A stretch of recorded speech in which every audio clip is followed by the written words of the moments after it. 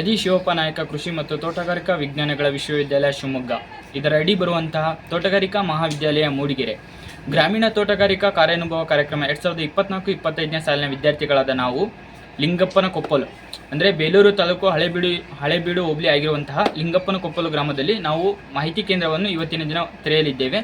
ಮಾಹಿತಿ ಕೇಂದ್ರದ ಹೆಸರು ಬಂದುಬಿಟ್ಟು ಕೃಷಿ ಹೊನಲು ಅಂತ ಹೇಳ್ಬಿಟ್ಟು.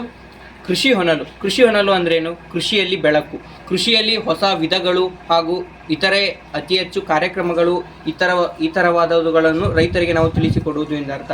ಈಗ ಉದಾಹರಣೆಗೆ ಪಾಲಿಹೌಸ್ನಲ್ಲಿ ಬೆಳೆಯುವಿಕೆ, ಆರ್ಗ್ಯಾನಿಕ್ ಫಾರ್ಮಿಂಗ್ ಮುಂತಾದಂತಹ ವಿಷಯಗಳನ್ನು ನಾವು ತಿಳಿಸಿಕೊಡುವುದಕ್ಕಾಗಿ ಕೃಷಿ ಹೊನಲು ಎಂಬ ಹೆಸರನ್ನು ಇಟ್ಟಿರುತ್ತೇವೆ. ನಮ್ಮ ಕೃಷಿ ಹೊನಲಿಯ ಮಾಹಿತಿ ಕೇಂದ್ರವನ್ನು ರಾಶಿ ಪೂಜೆ ಮಾಡುವುದರ ಮೂಲಕ ತೆರೆದಿದ್ದೇವೆ.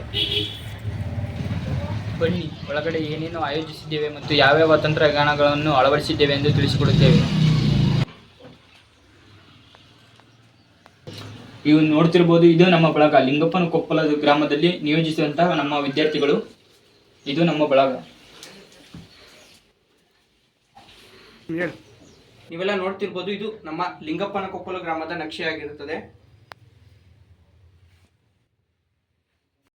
ನಮ್ಮ ಗ್ರಾಮೀಣ ತೋಟಗಾರಿಕಾ ಕಾರ್ಯಾನುಭವ ಕಾರ್ಯಕ್ರಮದ ಮುಖ್ಯ ಉದ್ದೇಶಗಳು ಇಲ್ಲಿ ಬರೆದಿರುವಂತಾಗಿರುತ್ತದೆ.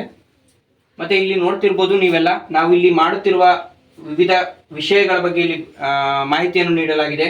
ಮುಖ್ಯವಾಗಿ ರೈತ ಕ್ಷೇತ್ರ ಭೇಟಿ, ಮಾಹಿತಿ ಸಂಗ್ರಹಣೆ, ಗುಂಪು ಚರ್ಚೆ, ಬೆಳೆ ವಿಚಾರ ಸಂಕಿರಣ, ಅಭಿಯಾನಗಳು ಹಾಗೂ ಬೀದಿ ನಾಟಕ ಹಾಗೂ ಪದ್ಧತಿ ಪ್ರಾತ್ಯಕ್ಷಿತೆ ಮುಂತಾದವುಗಳನ್ನು ನಾವು ಇಲ್ಲಿ ಇರುವ 1.5 ತಿಂಗಳುಗಳ ಕಾಲದಲ್ಲಿ ಎಲ್ಲವುಗಳನ್ನು ನಡೆಸಿಕೊಟ್ಟಿರುತ್ತೇವೆ. ಈ ಕಡೆ ನೀನು ಹೇಳ್ತೀಯಾ? ಅದೆಲ್ಲ ಮುಗಿಸ್ತೀನಿ.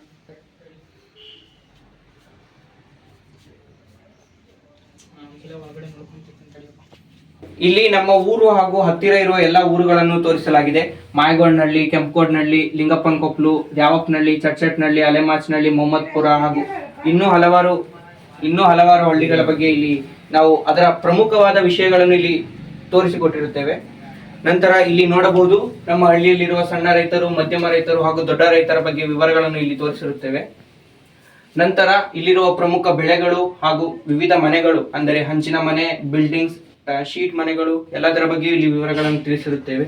ಇಲ್ಲಿ ನೋಡಬಹುದು, ಇಲ್ಲಿರುವ ಪ್ರಮುಖ ಬೆಳೆಗಳಿಗೆ ನಾವು ಕೆಲವು ತಳಿಗಳನ್ನು ಬರೆದಿರುತ್ತೇವೆ. ಉದಾಹರಣೆಗೆ ತೆಂಗಿನಕಾಯಿ, ಇದರಲ್ಲಿ ಬರುವುದು ಕಲ್ಪರಕ್ಷ, ಕಲ್ಪಹರಿತ, COD ಹಾಗೂ ಕಲ್ಪಶ್ರೀ. ಹಾಗೆಯೇ ಮೆಕ್ಕೆಜೋಳದಲ್ಲಿ ನೋಡುವುದಾದರೆ ಗಂಗಾ ಕಾವೇರಿ, ನಿತ್ಯಶ್ರೀ, DMH1, ವಿಜಯ, ಹೀಗೆ ಮುಂತಾದ ಹಲವು ವಿವಿಧ ಬೆಳೆಗಳಿಗೆ ನಾವು ವಿವಿಧ ತಳಿಗಳನ್ನು ಬರೆದಿರುತ್ತೇವೆ.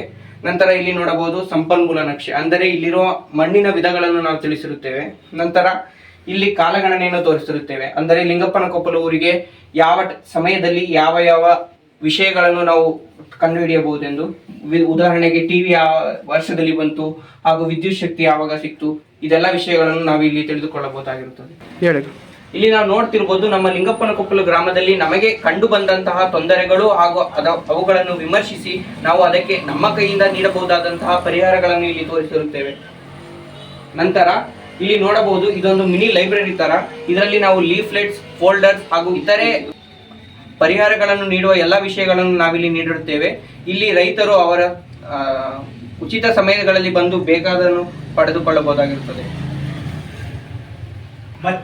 ಇಲ್ಲಿ ನಾವು ಮಣ್ಣು ವಿಜ್ಞಾನ ಹಾಗೂ ಬೇಸಾಯ ಶಾಸ್ತ್ರಗಳ ಬಗ್ಗೆ ತಿಳಿದುಕೊಳ್ಳೋಣ.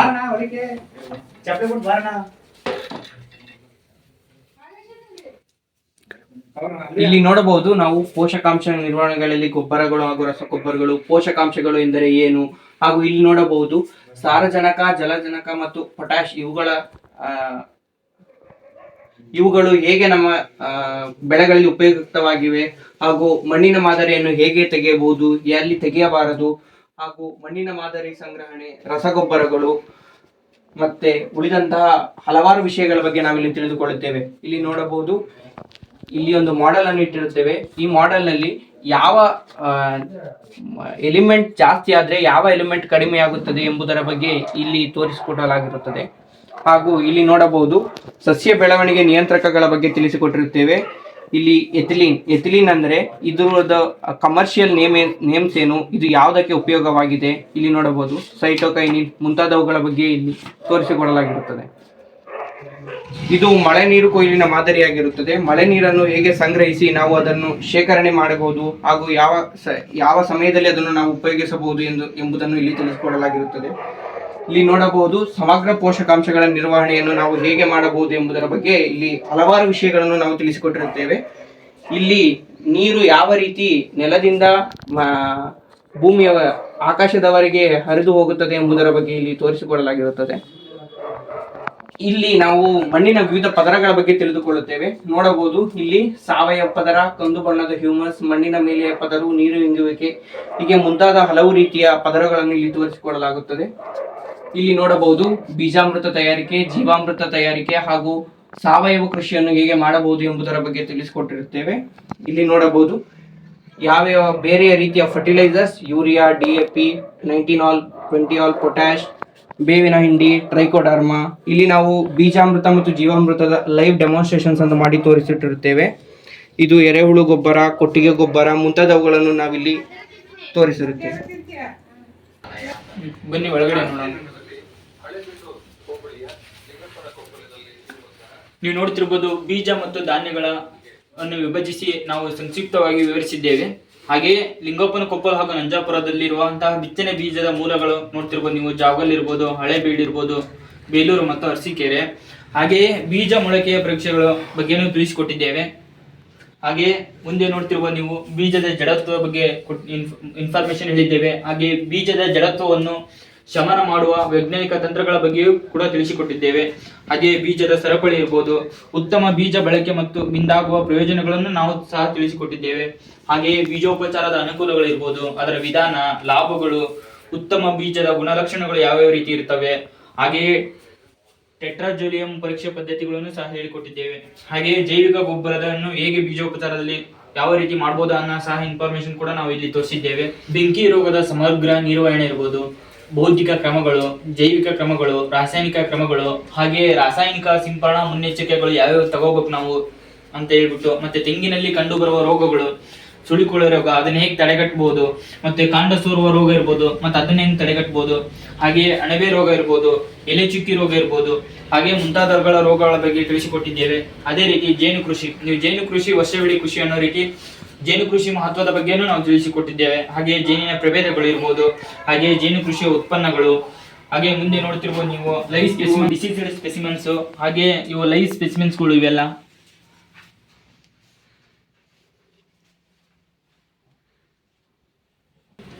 ಇಲ್ಲಿ ನಾವು ವಿವಿಧ ಉದ್ದಿಮೆಗಳನ್ನು ಪ್ರದರ್ಶಿಸಿರುತ್ತೇವೆ. ಉದಾಹರಣೆಗೆ ಆಹಾರ ಸಂಸ್ಕರಣೆ, ಕಾಂಪೋಸ್ಟ್ ತಯಾರಿಕೆ, ಬೀಜ ಉತ್ಪಾದನೆ, ಸಾವಯವ ಕೃಷಿ, ಹೈಡ್ರೋಪೋನಿಕ್ಸ್, ಮೀನುಗಾರಿಕೆ, ಅಣಬೆ ಕೃಷಿ, ಜೇನು ಕೃಷಿ, ಹೈನುಗಾರಿಕೆ, ಕೋಳಿ ಸಾಕಾಣಿಕೆ, ಹೀಗೆ ಮುಂತಾದ ಹಲವು ವಿಧಾನಗಳಲ್ಲಿ ರೈತರು ಹಣವನ್ನು ಸಂಪಾದಿಸಬಹುದಾಗಿರುತ್ತದೆ.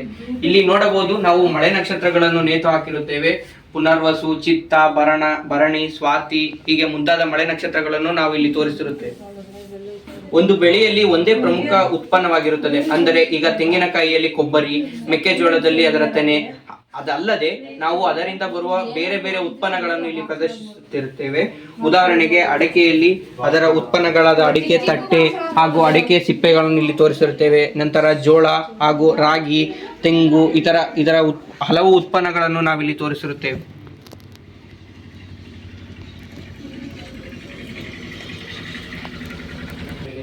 ಇಲ್ಲಿ ನಾವು ನೋಡಬಹುದು ತೆಂಗಿನಲ್ಲಿ ಕಂಡುಬರುವ ಕೀಟಗಳನ್ನು ಇಲ್ಲಿ ನಾವು ತೋರಿಸಿರುತ್ತೇವೆ. ಉದಾಹರಣೆಗೆ ಕೊಂಬಿನ ದುಂಬಿ, ರೂಗೋಸ್ ಬಿಳಿ ನೊಣ, ಹಾಗೂ ಇದರಲ್ಲಿ ಇದು ಮಾಡುವಂತಹ ತೊಂದರೆ ಹಾಗೂ ಇದರ ನಿರ್ವಹಣೆಯನ್ನು ನಾವಿಲ್ಲಿ ಬರೆದು ತೋರಿಸಿರುತ್ತೇವೆ. ಇಲ್ಲಿ ನೋಡಬಹುದು ಅಣಬೆ ಬೇಸಾಯ, ಅಣಬೆಯಿಂದ ನಮಗಾಗುವ ಉಪಯೋಗಗಳು, ಅಣಬೆಯಿಂದ ಆರೋಗ್ಯ, ಹೀಗೆ ಮುಂತಾದ ವಿಷಯಗಳನ್ನು ಇಲ್ಲಿ ತಿಳಿಸಿಕೊಟ್ಟಿರುತ್ತೇವೆ. ನಂತರ ಇಲ್ಲಿ ರೇಷ್ಮೆ ಕೃಷಿಯ ಬಗ್ಗೆ ಒಂದು ಮಾಡೆಲ್ ಅನ್ನು ಮಾಡಿಟ್ಟಿರುತ್ತೇವೆ. ಹಾಗೂ ಇಲ್ಲಿ ನೋಡಬಹುದು ಬೆಳೆ ವಿಮೆ, ಕನಿಷ್ಠ ಬೆಂಬಲ ಬೆಲೆ ಹಾಗೂ ಇತರ ಮಾಹಿತಿಗಳನ್ನು ಇಲ್ಲಿ ನೀಡಿರುತ್ತೇವೆ. ಉದಾಹರಣೆಗೆ ರಾಗಿಗೆ 4290 ರೂಪಾಯಿ ಪರ್ ಕ್ವಿಂಟಲ್, ಮೆಕ್ಕೆಜೋಳ, ಹೀಗೆ ಹಲವು ಮುಖ್ಯ ಬೆಳೆಗಳಿಗೆ ನಾವು ಇಲ್ಲಿ ಅದರ ಕನಿಷ್ಠ ಬೆಂಬಲ ಬೆಲೆಯನ್ನು ಸೂಚಿಸಿರುತ್ತೇವೆ. ನಂತರ ಭಾರತದಲ್ಲಿ ರಫ್ತು ಕಾರ್ಯ ವಿಧಾನಗಳನ್ನು ನಾವಿಲ್ಲಿ ತಿಳಿಸಿಕೊಟ್ಟಿರುತ್ತೇವೆ. ಇಲ್ಲಿ ನೋಡಬಹುದು ರೈತರಿಗೆ ಉಪಯುಕ್ತವಾಗಿರುವಂತಹ ಕಿಸಾನ್ ಕಾಲ್ ಸೆಂಟರ್, ಕೃಷಿ ರಂಗ, ಹವಾಮಾನ ವರದಿ ಇಲಾಖೆ ಮುಂತಾದವುಗಳ ನಂಬರ್ಗಳನ್ನು ನಾವಿಲ್ಲಿ ಪ್ರದರ್ಶಿಸುತ್ತಿರುತ್ತೇವೆ. ನಂತರ ಯಾಂತ್ರಿಕ ಕೊಯ್ಲು ಸಾಧನ, ಪಾಲಿಹೌಸ್ನಲ್ಲಿ ನಾವು ಬೆಳೆಯಬಹುದಾದಂತಹ ಅನೇಕ ವಿವಿಧ ಬೆಳೆಗಳ ಬಗ್ಗೆ ನಾವು ಇಲ್ಲಿ ತಿಳಿಸಿಕೊಟ್ಟಿರುತ್ತೇವೆ. ನಂತರ ಇಲ್ಲಿ ಕೃಷಿ ಮಾರಾಟ ವಾಹಿನಿ, ಇದರ ಉಪಯೋಗಗಳನ್ನು ನಾವಿಲ್ಲಿ ತಿಳಿಸಿರುತ್ತೇವೆ. ನಂತರ ವಿವಿಧ ಮಾರುಕಟ್ಟೆ ಚಾನೆಲ್ಗಳು, ಅಂದರೆ ರೈತರಿಂದ ಗ್ರಾಹಕರಿಗೆ, ರೈತರ ಮಧ್ಯೆ ಚಿಲ್ಲರೆ ವ್ಯಾಪಾರಿಗಳು ಹಾಗೂ ಗ್ರಾಹಕರು, ಈ ತರ ಹಲವಾರು ವಿಷಯಗಳನ್ನು ನಾವಿಲ್ಲಿ ತಿಳಿಸಿರುತ್ತೇವೆ.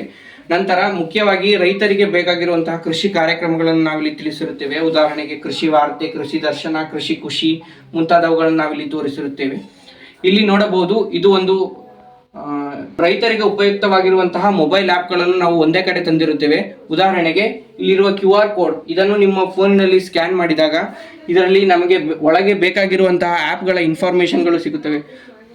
ಇಲ್ಲಿ ನೋಡಬಹುದು, ಉದಾಹರಣೆಗೆ ministry of earth science government, Kisan Suvidha, Fasal Bima Yojana, ಮತ್ತು ಇಲ್ಲಿ ಧಾಮಿನಿ ಎಂಬುದು ಒಂದು ಲೈಟ್ನಿಂಗ್ ಆ್ಯಪ್ ಆಗಿದ್ದು ಇದು ಮಳೆಗಾಲದಲ್ಲಿ ರೈತರಿಗೆ ತುಂಬ ಉಪಯೋಗವಾಗಲಿದೆ.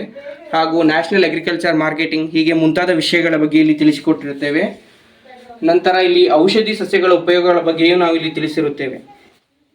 ನಂತರ ಇಲ್ಲಿ ಇದು ಫುಡ್ ಪಿರಮಿಡ್ ಅಂತ ಹೇಳ್ತಾರೆ. ಅಂದರೆ ನಾವು ಒಂದು ದಿವಸಕ್ಕೆ ಎಷ್ಟು ಕಾರ್ಬೋಹೈಡ್ರೇಟ್ಸ್, ಪ್ರೋಟೀನ್ಸ್ ಮತ್ತು ಫ್ಯಾಟ್ಸನ್ನು ತೆಗೆದುಕೊಳ್ಳಬೇಕು ಎಂಬುದರ ಬಗ್ಗೆ ಇಲ್ಲಿ ತಿಳಿಸಿರುತ್ತೇವೆ.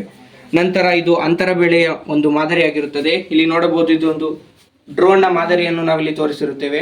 ನಂತರ ಸೌರಶಕ್ತಿ ಚಾಲಿತ ನೀರಾವರಿ, ಇದರಲ್ಲಿ ವಿವಿಧ ವಿಧಾನಗಳನ್ನು ತಿಳಿಸಿರುತ್ತೇವೆ. ಉದಾಹರಣೆಗೆ ರಿಡ್ಜ್ ಆ್ಯಂಡ್ ಫರ್ರೋ, ಹನಿ ನೀರಾವರಿ, ತುಂತುರು ನೀರಾವರಿ, ಮಳೆಯಾಶ್ರಿತ ಮುಂತಾದವುಗಳನ್ನು ನಾವಿಲ್ಲಿ ತಿಳಿಸಿರುತ್ತೇವೆ.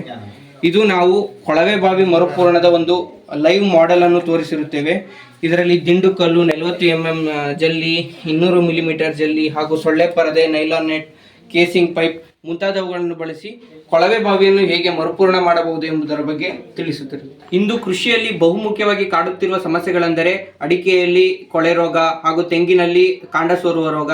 ಇದಕ್ಕೆ ಮುಖ್ಯ ಪರಿಣಾಮಕಾರಿ ಸೊಲ್ಯೂಷನ್ ಅಂತ ಏನಂದ್ರೆ ಬೋರ್ಡಾಕ್ಸ್ ಮಿಕ್ಸ್ಚರ್. ಇದನ್ನು ಹೇಗೆ ಪ್ರಿಪೇರ್ ಮಾಡಬಹುದು, ಅಂದರೆ ತಯಾರಿಸಬಹುದು ಎಂಬುದರ ಬಗ್ಗೆ ಇಲ್ಲಿ ಸಂಕ್ಷಿಪ್ತವಾಗಿ ವಿವರಿಸಲಾಗಿರುತ್ತದೆ.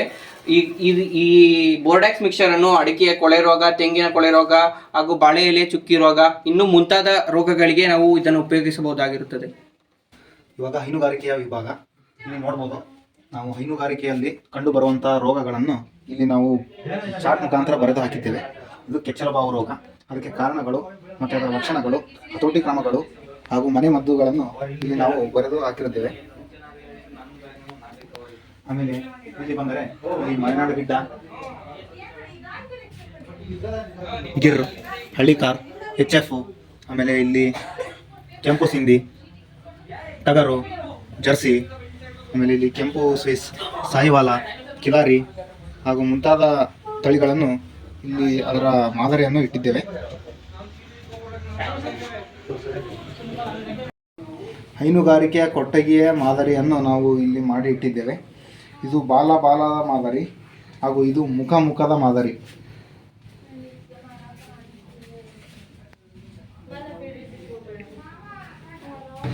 ಇನ್ನು ಫುಡ್ ಸೈನ್ಸ್ ವಿಭಾಗಕ್ಕೆ ಬಂದರೆ ನಮಗೆ ನಮ್ಮ ಆರೋಗ್ಯಕ್ಕೆ ಬೇಕಾದ ವಿಟಮಿನ್ ಮೂಲಗಳು ಹಾಗೂ ಕೊರತೆಗಳು. ಇಲ್ಲಿ ನೀವು ನೋಡ್ಬೋದು, ವಿಟಮಿನ್ B ಮತ್ತು C ಅದು ನೀರಿನಲ್ಲಿ ಕರಗುವಂಥ ವಿಟಮಿನ್ಗಳು. Vitamin K, E, A, D ಇವು ಫ್ಯಾಟ್ ಸಾಲ್ಯುಬಲ್ ವಿಟಮಿನ್ಸ್ಗಳವು. ಇಲ್ಲಿ ನೋಡ್ಬೋದು ವಿಟಮಿನ್ B ಎಲ್ಲಿ ಯಾವುದರಿಂದ ದೊರಕುತ್ತೆ ಅಂತ, ಓಟ್ಸು, ವಿಲಾಯತಿ ಪಾಲಕು, ಬೀನ್ಸು ಅವುಗಳಿಂದ ದೊರಕುತ್ತೆ. ಇಲ್ಲಿ ವಿಟಮಿನ್ B ನಮ್ಮ ದೇಹದಲ್ಲಿ ಕಡಿಮೆ ಆದಾಗ ಆಗುವಂಥ ಕೊರತೆಗಳು. ಇಲ್ಲಿ ಎಲ್ಲ ಥರದ ವಿಟಮಿನ್ದು ಅದೇ ಥರ ಹಾಕಿದ್ದೀವಿ. ಇನ್ನು ರೋಗ ನಿರೋಧಕ ಶಕ್ತಿ ವೃದ್ಧಿಸುವ ಆಹಾರಗಳು ಅಂತ ಬಂದರೆ ಬೆಳ್ಳುಳ್ಳಿಯಿಂದ ಸಲ್ಫರ್ ಸಿಗುತ್ತೆ, ನುಗ್ಗೆಕಾಯಿಯಿಂದ ಕ್ಯಾಲ್ಶಿಯಮ್ಮು, ಕಷಾಯ ಕುಡಿದ್ರೆ ವಿಟಮಿನ್ ಮತ್ತು ನಾರಿನಾಂಶ ಸಿಗುತ್ತೆ, ಪರಂಗಿ ಹಣ್ಣಿಂದ ವಿಟಮಿನ್ C ಸಿಗುತ್ತೆ, ಶುಂಠಿಯಿಂದ ಜಿಂಜರಾಲ್ ಸಿಗುತ್ತೆ, ಗೆಣಸು, ಕಿತ್ತಳೆ ಹಣ್ಣಿಂದ ವಿಟಮಿನ್ C, ವಿಟಮಿನ್ B ಸಿಗುತ್ತೆ, ಕಲ್ಲಂಗಡಿಯಿಂದ ಅಮೈನೋ ಆ್ಯಸಿಡ್ ಸಿಟ್ರಲಿನ್ ಸಿಗುತ್ತೆ, ದಾಳಿಂಬೆಯಿಂದ ವಿಟಮಿನ್ K ಸಿಗುತ್ತೆ, ಪಾಲಕಿಂದ ವಿಟಮಿನ್ C ಸಿಗುತ್ತೆ. ಮತ್ತು ಇನ್ನು ವಿವಿಧ ತರಕಾರಿಗಳು, ಹಣ್ಣುಗಳಿಂದ ಸಿಗುವಂಥ ವಿಟಮಿನ್ಗಳು ಇವು. ಗೆಣಸಿಂದ B ವಿಟಮಿನ್ ಸಿಗುತ್ತೆ, ಶುಂಠಿಯಿಂದ ಜಿಂಜರಾಲು ಮುಂತಾದವು. ಈ ಕಡೆ ಬಂದರೆ ಟೊಮೊಟೊ ಕೆಚಪ್ ಮಾಡುವಂಥ ವಿಧಾನವನ್ನು ತಿಳಿಸಿದ್ದೇವೆ. ಬೇಕಾಗುವ ಸಾಮಗ್ರಿಗಳು ಟೊಮೊಟೊ ಹಣ್ಣು, ಸಕ್ಕರೆ, ಮೆಣಸಿನ ಪುಡಿ, ವಿನೆಗರು. ತಯಾರಿಸುವ ವಿಧಾನವನ್ನು ತಿಳಿಸಿಕೊಟ್ಟಿದ್ದೇವೆ. ಇನ್ನು ಸಿರಿಧಾನ್ಯಗಳ ಮಹತ್ವಕ್ಕೆ ಬಂದರೆ ಸಿರಿಧಾನ್ಯ ನಮ್ಮ ಆರೋಗ್ಯಕ್ಕೆ ಎಷ್ಟು ಮಹತ್ವ ಎಂದು ಇಲ್ಲಿ ತಿಳಿಸಿಕೊಟ್ಟಿದ್ದೇವೆ.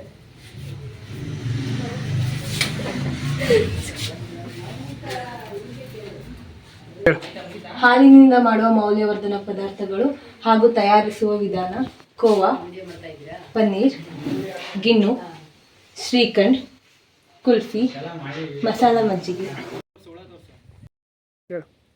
ತೆಂಗಿನಲ್ಲಿ ಬರುವ ಕೀಟಗಳು.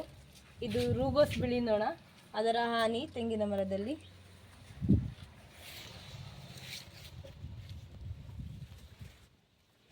ಕೊಂಬಿನ ದುಂಬಿ ಹಾಗೂ ಅದರ ಹಾನಿ.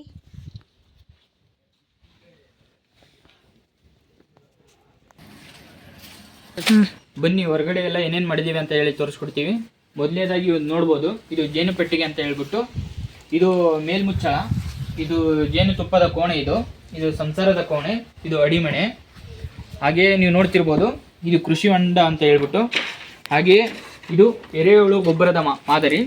ಮೊದಲನೇದಾಗಿ ಇದು ಹೆಚ್ಚು ನಾರಿರುವ ವಸ್ತುಗಳನ್ನು ಹಾಕಬೇಕು, ಆಮೇಲೆ ಸಗಣಿ ಅಥವಾ ತಿಪ್ಪೆ ಗೊಬ್ಬರಗಳನ್ನು ಹಾಕಬೇಕು, ಆಮೇಲೆ ಅರ್ಧ ಕಳಿತ ಗೊಬ್ಬರನ ಸಹ ಹಾಕಬೇಕು. ಅದಾದಮೇಲೆ ಸಗಣಿ ಅಥವಾ ತಿಪ್ಪೆ ಗೊಬ್ಬರನ ಹಾಕಿ ಆಮೇಲೆ ತರಿಗಲೆ ಹಾಕಬೇಕು. ಅದಾದಮೇಲೆ ಸಗಣಿ ಹಾಕಿಬಿಟ್ಟು ಅದಾದ್ಮೇಲೆ ಹುಲ್ಲಿಂದ ಮುಚ್ಚಬೇಕು.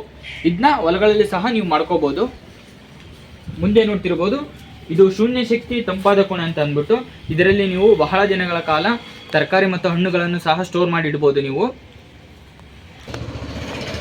ಇದು ಶುಂಠಿನ ಅರ್ತಿಂಗ್ ಅಪ್ ಮಾಡೋವಂಥ ಮಿಷನ್ ಇದು ಮುಂದೆ ನೀವು ಹಾಗೆ ನೋಡ್ತಿರ್ಬೋದು, ಇದು ರಾಸಾಯನಿಕ ಸಿಂಪರಣಾ ಸ್ಪ್ರೇಯರ್ಗಳಿವೆಲ್ಲ. ಅದೇ ರೀತಿ ನಾವು ಸ್ಪ್ರೇ ಮಾಡೋಕ್ಕಿಂತ ಮುಂಚೆ ನಾವೇನು ಮುನ್ನೆಚ್ಚರಿಕೆ ಕ್ರಮಗಳಾಗಿ ಏನೇನು ಹಾಕ್ಕೋಬೇಕು ಅಂತ ಅಂದ್ಬಿಟ್ಟು, ಇದು ಸ್ಪೆಕ್ಟ್ ಇರ್ಬೋದು, ಮಾಸ್ಕು, ಗ್ಲೌಸು, ಆಮೇಲೆ ಕೋಟ್ ಹಾಕ್ಕೋಬೇಕು, ಆಮೇಲೆ ಶೂ ಹಾಕ್ಕೋಬೇಕು. ಇದು ಅಜ್ಜಲ ಅಂತ ಹೇಳ್ಬಿಟ್ಟು, ಇಂದಿನ ಕಾಲದಲ್ಲಿ ಇದಕ್ಕೆ ಅಜ್ಜಲಾಗಿ ಬಹಳ ಬೇಡಿಕೆ ಇದ್ದು ಇದನ್ನು ಹಸುಗಳಿಗೆ ತಿನ್ನಿಸ್ತಾರೆ. ಇದು ಹೈ ಪ್ರೋಟೀನ್ ಹೊಂದಿರುತ್ತದೆ. ಇದನ್ನು ಹಸುಗಳಿಗೆ ತಿನ್ನಿಸೋದ್ರಿಂದ ಹಾಲು ಹೆಚ್ಚಿಗೆ ಕೊಡುತ್ತದೆ. ಜೋಳದಲ್ಲಿನ ಕೀಟಗಳು. ಸೈನಿಕ ಹುಳು, ಅಡಿಕೆಯಲ್ಲಿನ ರೋಗ ಎಲೆ ಚುಕ್ಕಿ ರೋಗ, ಶುಂಠಿಯ ಕೊಳೆ ರೋಗ, ತೆಂಗಿನ ಕಾಂಡ ಸೋರಿಕೆ. ಕೃಷಿ ಹೊನಲು ಎಂಬ ಮಾಹಿತಿ ಕೇಂದ್ರವನ್ನು ನಮ್ಮ ಲಿಂಗಪ್ಪನಕೊಪ್ಪಲು ಗ್ರಾಮದಲ್ಲಿ ತೆರೆದಿದ್ದು, ನೀವು ಯಾವುದೇ ಸಮಯದಲ್ಲಿ ಕೂಡ ಬಂದು ಇದನ್ನು ವೀಕ್ಷಿಸಬಹುದು. ಹಾಗೆ ಅಗ್ರಿಕಲ್ಚರ್ ಅಂದರೆ ಕೃಷಿಗೆ ಸಂಬಂಧಿಸಿದಂತಹ ಯಾವುದೇ ಸಮಸ್ಯೆಗಳಿದ್ದರೂ ಬಂದು ಕೂಡ ನೀವು ಇಲ್ಲಿ ಕ್ಲಾರಿಫೈ ಮಾಡ್ಕೋಬಹುದು. ಧನ್ಯವಾದಗಳು.